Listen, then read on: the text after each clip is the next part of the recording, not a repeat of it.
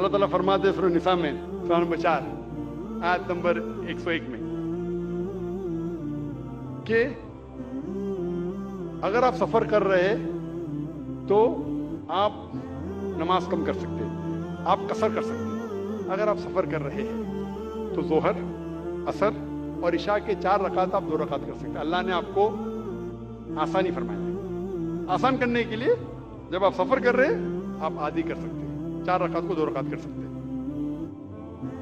اللہ تعالیٰ فرماتے ہیں سورہ نساء میں سورہ نمبر 4 آیت نمبر 102 میں کہ اگر جنگ کی حالت میں آپ ہے، اللہ کے رسول سے فرماتے اللہ پھر بھی نماز پڑھو، آپ ایک گروہ کو لو اور اپنے ہتھیار کے ساتھ نماز پڑھو اور دوسرے گروہ کو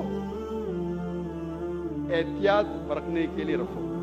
آپ کی نماز جب پوری ہو جائیں گی تو پہلی گروہ گارڈ کرے اور دوسری گروہ نماز پڑھے۔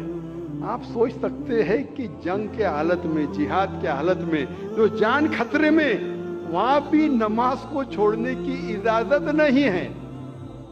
آپ کی جان خطرے میں، نماز کا وقت ہو گیا، آپ نہیں کہہ سکتے ارے بھائی میں جہاد کر رہا ہوں، لڑ رہا ہوں، ابھی کیا نماز پڑھوں۔ جہاد کی حالت میں بھی نماز پڑھنا فرض ہے۔ ایک گروہ نماز پڑھے ہتھیار کے ساتھ، دوسرا گروہ دیکھ بھال کرے کہ کوئی دشمن ہم پہ حملہ نہ کرے۔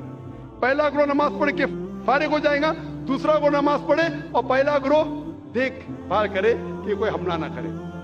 اگر آپ کو ہتھیار اٹھانے کو مشکل پیش آ رہی ہے یا بارش ہے تو آپ ہتھیار کو نیچے رکھ سکتے، لیکن پھر بھی احتیاط برتو، شاید دشمن آپ پہ حملہ کرے۔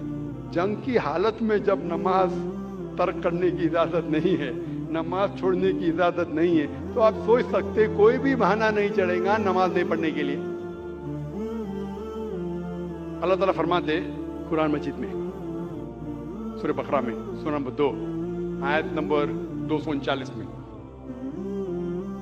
کہ اگر دشمن آپ کے پیچھے ہے تو آپ نماز چلتے چلتے بھی پڑھ سکتے ہیں، سواری پہ بھی پڑھ سکتے۔ اگر دشمن آپ کے پیچھے ہے، آپ رک کے نماز نہیں پڑھ سکتے کہ نماز پڑھو دشمن حملہ کریں گے، تو چلتے چلتے نماز پڑھو، سواری پہ، اونٹ پہ، گاڑی میں نماز پڑھ سکتے۔